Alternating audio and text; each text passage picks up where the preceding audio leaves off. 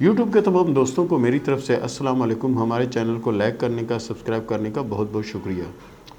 کچھ لوگ جو ہیں ہمارے چینل کو لائک بھی کر لیتے ہیں، سبسکرائب کرتے ہیں، لیکن گھنٹی کے نشان پر کلک نہیں کرتے۔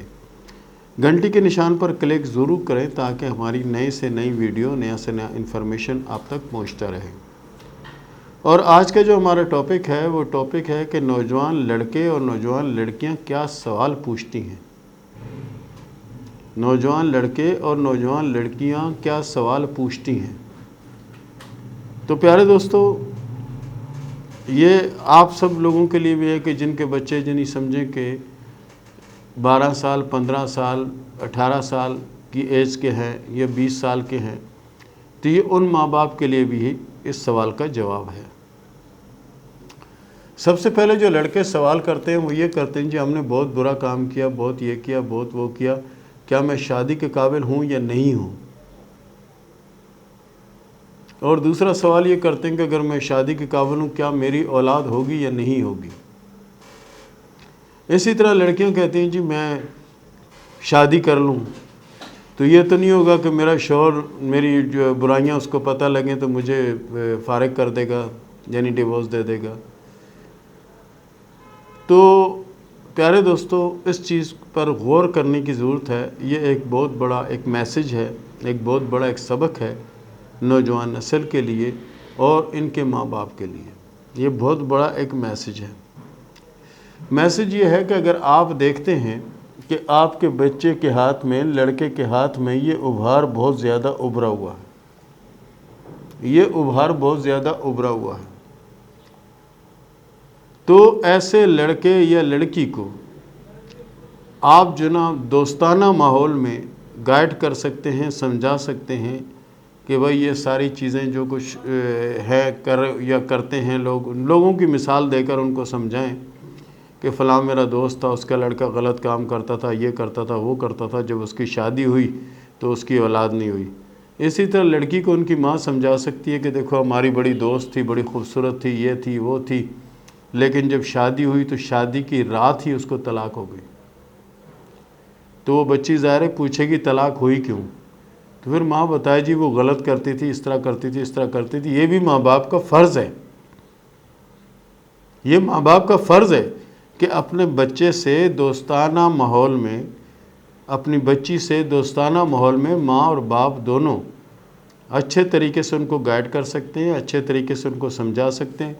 پھر اگر کچھ لڑکوں کے ہاتھ میں یا لڑکیوں کے ہاتھ میں دماغ اور زندگی کی لکیریں الگ الگ ہیں، دماغ اور زندگی کی لکیریں الگ الگ ہیں، ایسے بچے جنہیں کم ہی آپ کی بات پر عمل کریں گے کیونکہ یہ اپنی مرضی اور اپنے موڈ کے مالک ہوتے ہیں۔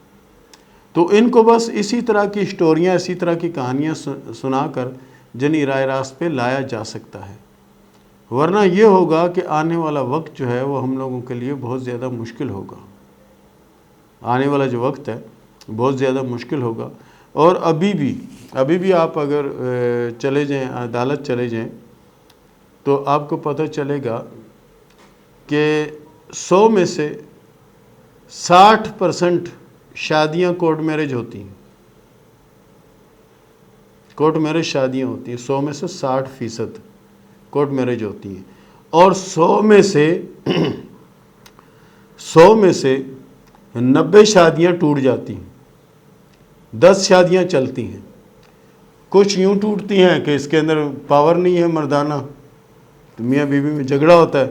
کچھ شوہر یہ ہوتا ہے کہ میں نے جس سے شادی کی وہ پہلے سے خراب ہے یا غلط ہے، تو پھر اس کی طلاق ہو جائے گی۔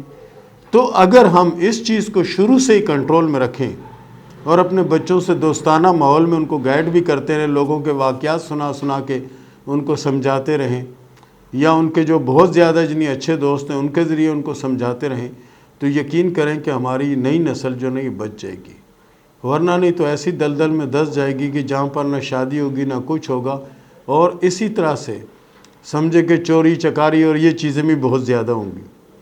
اور جس طرح آپ کو آج کل نشے باز آپ کو فٹ پاتھوں پہ، کچرا کنڈی پہ بیٹھے ہوئے ملتے ہیں، آپ کو یہ ہر جگہ مل جائیں گے، زیادہ ملیں گے۔ ابھی مثال اگر 50% مل رہے ہیں نا، تو آنے والے وقت میں اگر ہم نے اپنے ماحول کو کنٹرول نہیں کیا تو آنے والے وقت میں سمجھیں کہ اس کا 2 گنا زیادہ ہوگا۔ تو آپ اندازہ لگا لیں کیوں یہ نشہ کرنے والے کیوں نشہ کرتے ہیں، یہ انہی پریشانیوں کے ستائے ہوئے کرتے ہیں۔ اور ابھی تو کچرا کنڈی میں ہم عورتوں کو بیٹھا ہوا دیکھتے ہیں، پہلے تو صرف مرد ہوتے تھے، لڑکے ہوتے تھے، اب ان کے ساتھ ساتھ لڑکیاں بھی اس طرف آ گئی ہیں۔ تو یہ کیوں ہے؟ کیونکہ ماں باپ نے ان پر توجہ دی نہیں، ماں باپ نے ان کو اچھی طرح سے گائیڈ نہیں کیا، ماں باپ نے دوستوں والا ماحول نہیں دیا، باقی سب لاڈ پیار کیا، اچھے اسکول میں پڑھایا، اچھا خرچہ دیا، سب کچھ کیا، لیکن اس طرف نہیں آیا۔ یہ بری بات نہیں ہے، یہ غلط بات نہیں ہے۔ اور اسی طرح اگر ان کے دل کی لکیر بھی کمزور سی لکیر ہے، اس طرح تو یہ حساس طبیعت کے لوگ ہیں، یہ گرم لوہا ہے، آپ اس کو موڑ کر چھری بھی بنا سکتے ہو، چاقو بنا سکتے ہو، ٹوکا بنا سکتے ہو، تلوار بھی بنا سکتے ہو۔ تو بہتر یہ ہے کہ ان کو چھری، چاقو اور تلوار بنانے سے بہتر یہ ہے کہ اس کو قلم بنا لیں، اس کو قلم بنا لیں، آپ کے لیے بہتر ہوگا۔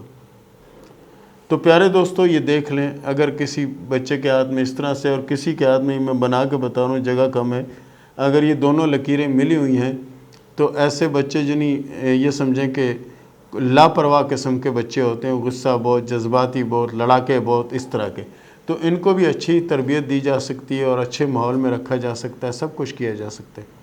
اور پھر کچھ لوگ سوال کریں گے، جو ہم اتنا عالیشان بنگلہ کہاں بنائیں، اتنا عالیشان اسکول کہاں دیکھیں، اتنی عالیشان گاڑی کہاں سے لائیں، جو سے نہیں، یہ ہماری نسلوں میں پہلے تھا بھائی، یہ سب کچھ تھا، یہ کوئی نئی بات نہیں ہے، یہ سب کچھ پہلے تھا کہ لوگ سمجھا دیتے تھے بچوں کو، پڑوسی سمجھا دیتے تھے، رشتہ دار سمجھا دیتے تھے، قریبی لوگ سمجھا دیتے تھے، اب تو سمجھانے کے بجائے ان کو الٹی طرف لگا دیتے ہیں۔ تو اس لیے ماں باپ کا فرض بنتا ہے، اگر بچے کا ہاتھ اس طرح ہے کہ دونوں لکیریں الگ الگ ہیں، یہ کسی کی نہیں سنتا، اس کے ساتھ بڑے پیار سے طریقے سے بات کر کے اس کو گائیڈ کرے، تاکہ آپ کا بچہ کل کو اچھا باپ بھی بن جائے اور اولاد پیدا کرنے کی صلاحیت آئے اس کے اندر، اور بری محفلوں سے بچے، بری صحبتوں سے بچے۔ اسی طرح بچی پر بھی توجہ دینے کی ضرورت ہے، اور اگر آپ نے توجہ نہ دی نا تو کل کو مشکل ہو سکتی ہے۔ تو پیارے دوستو، یہ تھا ہمارا آج کا پروگرام، یہ تھا ہمارا آج کا ٹاپک، اور اس کے ساتھ ہی شروع کرتے ہیں سوال و جواب کا سلسلہ۔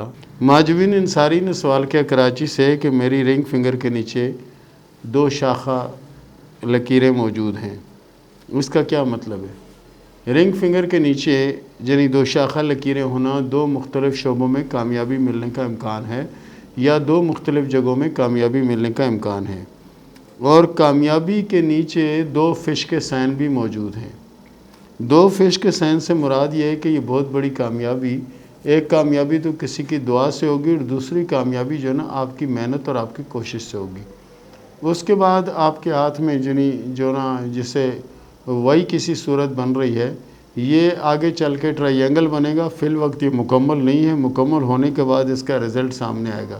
موجودہ وقت میں لکیروں نے آغاز کیا اور 2 سے 2.5 ماہ میں یہ کلیئر ہو سکتی ہیں۔